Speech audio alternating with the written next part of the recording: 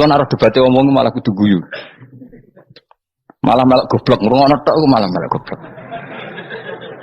Wong debat agama kok gak ono referensi, ora ono kitabe. Amen muni menurut saya. Memangnya Anda penting dalam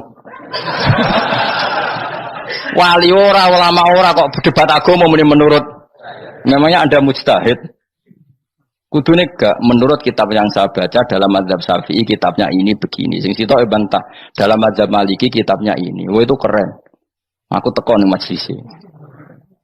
Debat menurut saya. Emangnya Anda siapa? Nabi ndak, wali ndak, ulama ndak? Kok mau agama menurut Anda? Wis wargane ora mesti kok ape. Makanya dibiasakan pakai referensi, pakai sanad. Agama ini butuh sanad. Inna hadzal ilma dinun fanzuru amman ta'khuduna dinakum. Lihat di muqaddimah Sahih Muslim. Agama ini ilmu, ilmu ini agama. Maka lihatlah ilmu itu kamu ambil dari mana?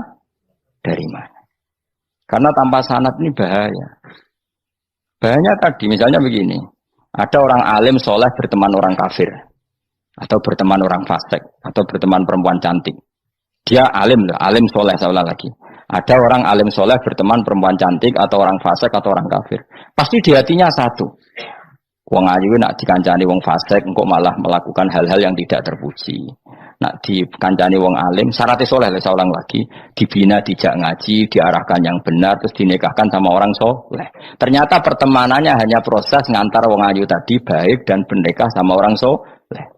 Berteman orang kafir ya dia mengajarkan hujah-hujah argumentasi Islam. Jika suatu saat berharap menjadi Islam. Tapi orang liberal melihat itu bukti bahwa agama itu bebas. Wong alim nyatane kancanan wong ayu, wong kafir, gak masalah. Itu pilihan mbahmu. Ini beda sama-sama cara zahir kancanan orang fasik. Tapi asal orang soleh itu motifnya itu beda. Saya misalnya orang kaya. Ada ulama kaya. Itu senengannya blonjo. Sampai bojone itu marah-marah. Saking parahnya ulama ini kebetulan keluarga saya. Nili anaknya mulai itu anaknya kon golek utangan. Padahal nili anaknya pertama berangkat dari rumah itu bawa uang, mau ngirimi anaknya di sarang. Itu orang Jawa Timur, kiai alim. Roh bakul kacang ning bis gak mentolo ditukoni. Roh bakul mainan saake wong tuwek Pak Ben ditukoni. Walhasil nduk sarangku duwe entek. Tapi gowo mainan, gowo kacang putu-putu. Saake jare. Sama-sama belanja. Dia ini niatnya nyebar rahmati Allah. Yo saya pernah ngalami itu meskipun di ada skala yang ekstrim itu. Saya sampai sekarang anak saya mulai TK SD tak sangoni terus. Kadang beli jajan yang dia sama sekali gak doyan. Dulu ibunya yang marah sebelum ora dipangan kok dituku Gus. Ya masih ora dipangan bakule tetap seneng. Butuhe bakule iku payu ora kok dipangan ta ora. Tapi utek-utek medhit ngene kan pikirannya kan. Nara dipangan aja tuku ya sakake bakule ndonga supaya laris. Lah duit 5.000 bagi kita kan ndak penting wis bentek, ben manfaati bakul-bakul. Karena orang kadang dikasih itu malu loh karena ndak diharga diri. Tapi kalau lewat jual beli kan seneng. Nah. Ya banyak ulama yang gitu, boros tapi niatnya menyebar roh. Nah. Asal orang soleh itu baik-baik saja. Orang soleh melete. Wah, duitku akeh tenang wae. Cara zahir melete, ternyata ngenakno sing digawe ben ora saat. Nah misalnya wong soleh terus sopan, duitku pas-pasan tak pangan sesuk wae ra ono. Sing dikai ya sungkan le dul. Maka wong soleh kudu mlete ben sing dikai ora sungkan. Bareng ngekek duit wong 100.000. Lah iki lanjiran duitmu akeh ora iso tak hitung ning omah. Ijek karungan. Lah kok karungan piye? Duit 1.000 kerja kok karung gak sak. Butuh wae ngenakno sing dikai apa? Ngenakno sing dikai. Asal wong soleh, dia ngomong gitu itu niatnya juga soleh. Tapi nak wong ra soleh, pancen melete tenan. Bolak-balik wong ra soleh itu masalah. Makanya kancani wong soleh. Untuk wong soleh itu orang yang luar biasa. Kanjeng Nabi itu nak dahar sering ning jowo. Ya biasa. Ketok wong akeh. Karena Nabi gak ada kepentingan. Beliau jadi Nabi setelah Nabi Isa alaihissalam yang saking sakralnya, saking priainya malah kebablasan dianggap sebagai anak Tuhan. Maka Nabi ngetokno kemanusiaan ini. Bahkan kalau dahar itu sering di luar. Gue ngetokno nak Nabi itu dahar sebagai umumnya Kayak apa orang soleh? Lho kula nate berusaha khusyuk iku meneng. Malah nyipi kuwi elek. Mergo aku ora meneng wae wibawa, nak meneng malah buyute wibawa. Akhire wong rawani takok agama. Nak ana ora takok agama terus takok wong liya, takok rugen malah ra karu-karuan. Tapi baru kayak aku sering guyon gejlokan orang berani tanya. Baru kayak berani tanya, ilmu dikembalikan pada ahlinya. Jadi wong soleh ku ngomong terus yo barokah, saenak yo barokah, asal dekne soleh alim barokah terus. Tapi nak wong ra soleh goblok ya bobo meneng ben wibawa. Nak ibadah jangan kepali terus akeh sing sowan innalillahi wa inna ilaihi rajiun. Aneh-aneh wae. Modus yo jenenge wae. Lho iya, kayak kasus di Probolinggo, andai kan wong era jubah niku ora ono sing percaya. Dia dipercaya karena modus apa? Kesalehan. Umpama ndekne nganggo kathok seprapat atau pakpoan ning pasar, ayo aku bisa gadakan uang, percaya ta ora? Baru kayak jubahan ibu-ibu soleh. Maka sarana kesalehan ini kalau di mata orang enggak soleh, di tangan orang enggak soleh itu bahaya. Makanya kata ulama, kata Imam Haroman, kena alim, urip biasa wae. Dia sampai kowe terlalu khusyuk terus nak ngomong dindel, padahal keliru ngomongmu iku. Mergo anti ilmu. Bener kok sampean ini bener. Ora alim sepeda motor ya sampai dang-dang sampai rokokan itu bener. Kowe ada bebo khusyuk malah bahaya. Dikira ahlul ilmi jebule gloyor napa. Mengenai kenapa melete tak anggap pinter ini. Menutupi apa pokoknya terus nodir. Jadi itu ada aturannya. Pokoknya yang penting itu soleh alim. Makanya saya berkali-kali cerita, saya punya sanad sampai Sufyan bin Uyainah, itu termasuk gurunya Imam Syafi'i. Ya gurunya Imam Syafi'i itu yang paling masyhur itu Muslim bin Khalid Az-Zanji ketika kecil. Beliau diajari sufi oleh Sufyan bin Uyainah. Kemudian ngaji hadis sama Imam Malik. Cuma di Indonesia yang terkenal beliau hanya muridnya siapa? Imam Malik. Sebenarnya dia ngaji lama itu malah sama Sufyan bin Uyainah. Sufyan bin Uyainah ini yang punya riwayat bahwa Nabi Isa dan Nabi Yahya pernah bertemu. Ketika bertemu di satu kampung, sing Nabi Isa tanya, "Aina sirarun nas?" Selalu rumahnya orang-orang fasik di mana? Sing Nabi Yahya selalu tanya, "Aina khiyarun nas?" Selalu rumahnya orang-orang baik di mana? Ini sama-sama Nabi dan sama-sama muda. Kita tahu Nabi Isa juga wa atainaul hukma napa? Sobia. Nabi Yahya ya Yahya khudil kitaba biquwwah wa atainaul hukma sobia. Nabi Yahya juga mulai cilik alim, Nabi Isa juga mulai cilik alim, wa yukallimun nasa fil mahdi wa kahla. Ini sama-sama orang alim mulai kecil, hanya dua itu, Yahya dan siapa? Isa. Itu sezaman. Saya ulang lagi sezaman. Sama-sama anaknya orang keren, Yahya bin Zakaria, anaknya Nabi. Isa bin Maryam adalah wali besar nasabnya. Akhirnya Nabi Isa yang mulai tanya, "Lima datas al aina khiyarun nas?" Kenapa kamu tanya rumahnya orang-orang baik di mana? Kata Nabi Yahya, kumpul orang soleh itu enak, nyaman. Ya kan nyaman kan kumpul orang soleh, tidak ada narkoba, tidak ada kegaduhan, tidak ada berisik. Terus gantian Nabi Yahya tanya, "Lima datas al aina sirarun nas?" Lalu kenapa Anda tanya di mana rumahnya orang-orang buruk? Terus kata Nabi Isa, "Anan Nabi, saya ini Nabi, biman zilati tobib, ibarat dokter, udawil marto, maka saya mengobati yang sakit." Kalau Anda seorang dokter, nyari sampling penyakit, nyari di endemik daerah penyakit apa daerah sehat? Penyakit. Ya tapi kalau kamu takut ketularan, nyari daerah sehat apa daerah berpenyakit? Itu sama-sama mazhab dalam ilmu. Dulu itu ya biasa, perbedaan seperti itu biasa saja. Karena semuanya karena ilmu. Sekarang enggak, kubu sebelah yang ngotot, kubu sebelah ya dalile pokoknya. Mana ada ilmu dalile pokoknya? Pokoknya kunut itu gini, kalau tidak kunut gini. Memangnya Imam Syafi'i lahir tahun berapa? Kunut tidak kunut itu ada sebelum tahun 12 dan tahun 26. Gue eleng-eleng. Nak di vulgar roh cari vulgar. Nah iku ra paham banget tenan. Maka orang-orang alim tahunya ya kunut dan tidak kunut itu al-khilaf baina madzhabi Syafi'i wa madzhabi Abi Hanifah. Sekarang tahu-tahu di zaman akhir jadi politik identitas. Kayak misalnya begini, tak contohkan lagi perdebatan. Pakai peci putih. Gus Naji itu putranya Mbah Mun, meyakini pakai peci putih sunat sehingga santrinya pakai peci putih. Mbah saya Ki Hamid Pasuruan juga pakai peci putih. Santri sebelah kiri semuanya pakai peci putih karena putih itu sunat, ya sudah pakai peci putih. Tapi kalau Mbah Mun itu santrinya nggak boleh pakai peci putih, haram kata beliau. Kata beliau, Cung kajine wong desa-desa nganti adol Tegal, adol sawah. Mbok saingi ketu 5.000. Nglarakno atine wong dosa apa haram? Dosa, Mbah. Lah ya iku dosa, mulane haram. Sehingga takannya akan santri sarang semua. Enggak ada santrinya Mbah Mun pakai peci putih, kecuali yang sudah kaji. Karena pikiran beliau itu menyakiti orang katanya. Karena kaji ini adol Tegal disaingi 5.000. Tapi Mbah Mun sebagai orang alim yang membiarkan pondoknya Gus Najib pakai peci putih. Mbah Najib juga membiarkan ketika pondoknya Mbah Mun pakai hitam. Makanya saya keterusan peci itu. Saya itu sudah kaji, tapi karena saya mulai dulu nggak pernah pakai peci putih terus keterusan sampai sekarang. Tapi suatu saat aku yang ngagukan kan, entah kapan suatu saat. Jadi aku soal Nabi keturunan iri, keterusan diharamno terus kebablasan ini. Itu logika ijtihad. Sama misalnya khasnya ulama itu pakai jubah, pakai apa? Ya sudah itu khasnya ulama. Terus kayak misalnya yang parkiran macak ngono. Alasannya anut ulama. Kira-kira menyinggung orang apa ndak kira-kira? Kowe kelakuan cek ra karuan jubah sunah Rasul terus kene parang tritis delok wong macem-macem jubah. Kacau gak? Elek-eleki nasab apa enggak? Boy orang itu mikir, jadi karena ada selalu masalah ijtihadiyah.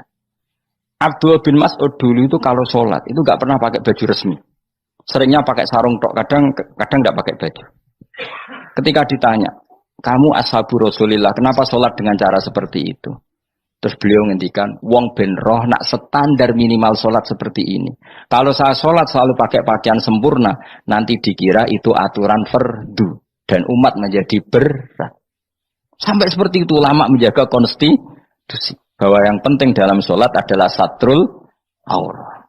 Zaman itu sudah sahabat dan tabiin karena Nabi sudah wafat itu sudah pakai pakaian lengkap. Tapi Abdul bin Mas'ud tiap sholat di masjid dia menunjukkan pakaian paling tidak lengkap. Jadi pernah beliau sholat itu hanya pakai sarung terus diikatkan di lehernya. Ketika ditanya, dulu kita dengan Nabi pernah sholat seperti ini. Akhirnya ulama menjadi tahu nak ngono sholat paling pokok itu nutupi mabena surah war rukbah. Andai kan tidak ada cerita Abdul bin Mas'ud mungkin dikira sholat syarat sahnya ya seperti itu. Maksudnya pakai jubah terus, pakai pakaian begitu terus. Barokahnya Abdul bin Mas'ud orang tahu standar minimal. Jadi kalau ulama itu motifnya seperti itu. Rasulullah kira-kira senang qiyamul lail apa enggak? Senang. Tapi beliau qiyamul lail di masjid hari keempat, hari kelima sudah tidak keluar ke masjid. Karena Nabi kalau selalu melakukan nanti dikira fardu. Tapi kalau enggak melakukan nanti orang enggak qiyamul lail. Maka Nabi pernah melakukan ya pernah tidak. Ya sudah itu konstitusi dalam tradisi ulama. Jelas ya. Saya sholat di pondok saya sendiri sering jadi makmum. Karena semua kiai sudah jadi imam. Nanti dikira syarat sahnya imam itu kiai. Repot. Makanya saya tunjukkan kiai juga boleh jadi makmum. Andai kan semua kiai jadi makmum, saya nanti jadi imam. Ya semua ulama mulai dulu tradisinya gitu. Karena yang dikatakan fardu kifayah itu kalau sudah ada yang melakukan, yang lain tidak usah. Biar seimbang. Sekarang enggak ada geruduk kabeh. Makanya terus kacau. Coba sekarang misalnya gini. Andai kan semua orang melakukan kebenaran kesunatan, yaitu misalnya semuanya ambisi iktikaf di masjid. Terus tidak ada orang melakukan kebenaran ngrumat yatim, ngrumat jenazah, ngrumat jalan-jalan raya, kan kacau. Mergo semuanya satu variasi kebenaran iktikaf di masjid. Yatim sedang do mati, mergo do iktikaf kabeh. Tapi baru kaya ono sing itikaf ning perapatan, nek ono wong tiba iso nulung, nek ono wong kesasar iso tako. Baru kaya wong sing itikaf ning perapatan. Sayange terus widung-widung barang ku sayange. Sajane niat itikaf ku sah. Nawaitul iktikaf linusratit thoriq. Niat ingsun itikaf nulungi dalan ben nek ono wong butuh.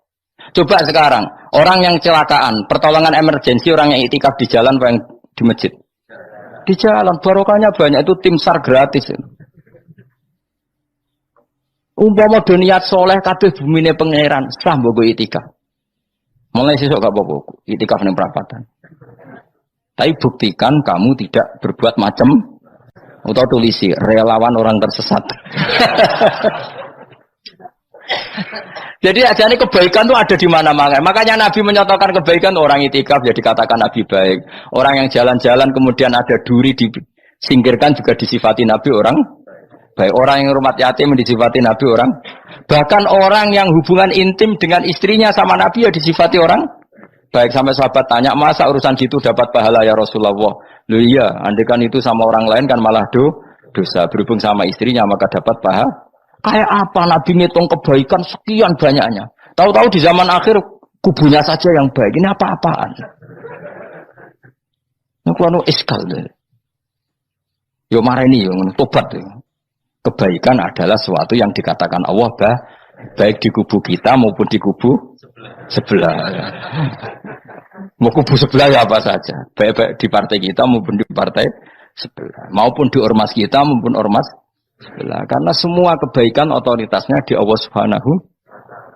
Ada nabi yang senangane ngurus wong fasik, Nabi Isa. Karena berpikiran nabi itu tabib, ya tabib itu yudawil untuk mengobati yang sah. Ada nabi kayak Nabi Yahya. Karena kalau orang kayak kamu tak suruh ngobati orang fasik, kira-kira katut tak sing fasik tobat. Cara rohin tak cul ngobati wong wayu, kira-kira sing katut sapa? Sing ayu dadi ngaji apa sing ngaji dadi ya ukur dhewe, nak ora kuat niru Nabi Yahya, nak kuat niru Nabi Isa. Tapi kowe ora nabi masalah. Ya sudah, yang penting roh ilmunya. Bahwa dulu itu biasa. Paham ya? Makanya Sayyidina Abu Bakar jadi wali karena akhlaknya baik. Tapi akhlak baik itu tidak cukup untuk melindungi Rasulullah. Karena ketika Nabi diteror, Abu Bakar tidak bisa berbuat banyak. Sehingga ketika Abu Bakar sudah Islam, Nabi itu masih sembunyi. Sampai ketika lihat Umar gelut di pasar Uqad, dia petarung yang menangan, Nabi berdoa, Allahumma aizal Islam bi Umar. Semoga orang seperti ini itu masuk Islam. Karena ini rapati butuh sopan, ini butuh petarung. Tenan, Umar masuk Islam. Masuk Islam hari pertama sudah Abu Jahal ditotok rumahnya. Kamu lo ganggu Rasulullah Muhammad tak bunuh kamu. Semua orang diparani. Akhirnya bersamaan dengan itu ada khitab fasda bima tu'mar. Akhirnya Nabi berani dakwah secara ala niatan. Barokahnya mantan preman. Jadi kebutuhan Islam banyak. Butuh orang sopan, butuh petarung, butuh macam-macam. Butuh wong lomo, butuh wong fikih sabar itu sakit, rasa ditambahin. Karena jumlahnya sudah overload yang fikir itu rasa di produk sudah masif lah, sudah. Jadi orang kalau gede mau fikir, maksudnya jumlahnya sudah banyak.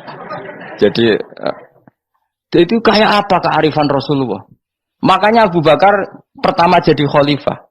Ketika beliau mau wafat, itu nunjuk Umar jadi khalifah coba. Padahal beliau wataknya lemah tapi menunjuk orang yang sangat kasar, yaitu Sayyidina. Karena beliau insaf, tidak semua kebaikan terwakili oleh orang berakhlak. Kadang kebaikan terwakili orang yang tegas, kayak Sayyidina. Kayak apa insafnya para sahabat? Iya toh, kalau di internal akhlak itu baik, tapi kalau di eksternal ngadepi orang nakal, yang baik itu orang tegas. Coba misalnya ada preman di perapatan, mau ganggu kiai, ikut di santri sopan mau dilo, toh pusing kan? Tidak di semua antri kayak roken mantan preman. Ayo gelut. Oh mati orang ninggal popo.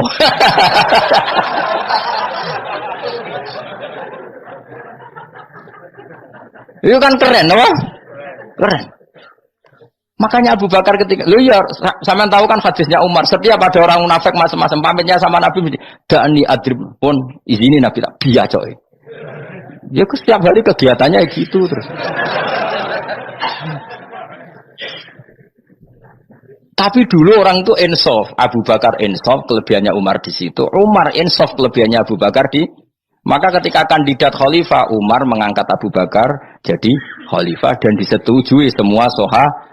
Ketika Abu Bakar mau wafat menunjuk Umar dan disetujui semua sahabat. Orang kok Abu Bakar pepe wong alus, golek sing sejenis aku ndak. Karena dulu semua orang itu pakai insaf, pakai kesadaran sing super tinggi, tidak nuruti nafsu. Loh saya andekan ada orang alim sekelas saya kok mau ganti tafsir Jalalain, ganti Gus Fikih yang mendesak fikih. Terus dia alim enggak masalah ya. Salah dia alim keramat. Oh dia ngerti dalam mahfud tak setingkat aku. Nararo berarti hop. Karena dulu itu begitu, lama dulu itu seperti itu. Biasa. Sekarang itu enggak. Orang itu kalau enggak kelompoknya enggak mesti salah. Abu Bakar itu Raqiqul qalbi. Raqiqul hawashi. Riqqatul qalbi. Tapi beliau justru menunjuk Sayyidina Umar karena dia tahu Islam itu musuhnya banyak, butuh orang tegas. Umar juga tahu bahwa di internal Islam itu butuh riqqatul qalbi sehingga beliau hormat sama Abu Bakar. Tak pimpin aku, wah, bubar kabeh. Tapi dari Abu Bakar, ning jobo aku tok wong mlete ora ono Umar. Sehingga dua beliau saling melengkapi dan itu luar biasa. Nah khilafnya ulama kira-kira seperti itu. Yang peci putih ya silahkan gue iling-ilingan, nak putih itu sunat. Tapi sing ireng, piye kaji desa itu disaingi kedua 5.000 gak terima aja. Yakin ya bos. Nah saya ini mulai kecil di sarang. Tapi mertua saya itu keluarga Pasuruan. Jadi saya lucunya saya kalau ngajar di Pasuruan pakai peci hitam. Sebagian santri separuh pakai peci hitam menghormati saya. Sebagian pakai putih menghormati kiainya. Jadi jadi saya lihat ini ya sepanjang sejarah kalau saya ngajar itu jadi warna-warni itu karena saya kaget tuh kok banyak yang pakai peci hitam. Menghormati jenengan yang putih masih banyak separuhan. Ya enggak ada yang merencanakan, ya alami saja. Nah, terus sampean bener di putih apa hitam? Putih apa hitam? Bebas. Karena tadi ini masalah apa? Istihad. Pun kalau terus nang. Soalnya sementing wow iman itu apa sesuatu yang absolut. Maka kita andaikan Allah tidak bikin surga neraka pun kita tetap sebagaimana kita mengatakan 1 tambah 1 2 dapat hadiah apa ada dapat hadiah ya tetap mengatakan 2 1 tambah 1 pasti 2. Saya pernah dicium sama orang miskin yang akut miskin betul. Itu tak ajarin Anda ini lebih hebat ketimbang orang-orang kaya. Misalnya gini, misalnya ada komunitas rektor atau kiai besar. Saya ini kata orang banyak termasuk kiai besar. Mungkin kalau pinjam uang itu karena mau beli mobil, aksesoris mobil, karena kita kiai top atau rektor atau orang-orang top. Kalau sesama orang miskin itu pinjem-pinjemannya itu urusan beras, itu urusan nyawa. Keren mana? Menyelamatkan nyawa sama aksesoris mobil. Nyawa. Jadi pahala kamu pasti lebih besar. Itu senengnya jadi orang miskin terus keterusan sampai sekarang. Itu. Lo coba kalau menteri sama menteri, rektor sama rektor, kira-kira pinjemannya apa Pak Arso? Kan kalau mau beli mobil atau mau umroh VIP, pokoknya yang keren-keren. Kalau orang miskin pinjam karena apa? Makan kan? Beras kan? Makanya kalau yang sedang miskin monggo lah, kalau ingin teruskan. Maksud saya Islam itu seenak itu. Islam itu segampang itu. Sudahlah yang sedang miskin ya keren. Karena sekali sosial itu urusannya apa? Nyawa. Tapi kalau miskin semua ya Indonesia bisa tutup kan. Ya sudah yang kaya-kaya itu saya mengatakan Indonesia karena bayar pajak yang menjadikan Indonesia berjalan. Tapi ya dipakai yang benar. Nah, begitu seterusnya. Ada kiai miskin cerita ke kita. Gus, enak jenengan alim, terus punya santri banyak, bisa ngajar di mana-mana. Saya bilang, hebat kamu. Dia hidup di daerah tertinggal. Itu yang diajarkan kan hanya tauhid. Kan nggak mungkin desa tertinggal baca fikih perbandingan madhab. Kan nggak mungkin. Kalau angka-angka Pak Fajar, Pak Sadali kan nggak mungkin. Fikih perbandingan apa? Madhab. Menyorot madhab dunia. Gaya angka-angka itu kan nggak benar. Tapi pertanyaannya, yang menyelamatkan masuk surga itu tauhid apa perbandingan madhab? Tauhid. Ini hanya mengajarkan fardu kifayah sunat-sunat. Ini Anda mengajarkan fardu ain. Surganya dulu kamu. Oh terus senangnya jadi kayak gitu. Karena yang diajarkan apa? Tauhid. Sementara kita yang gaya-gaya ini ajarkan perbandingan apa? Madhab, studi banding ke Al-Azhar kemana-mana. Ini enggak tauhid.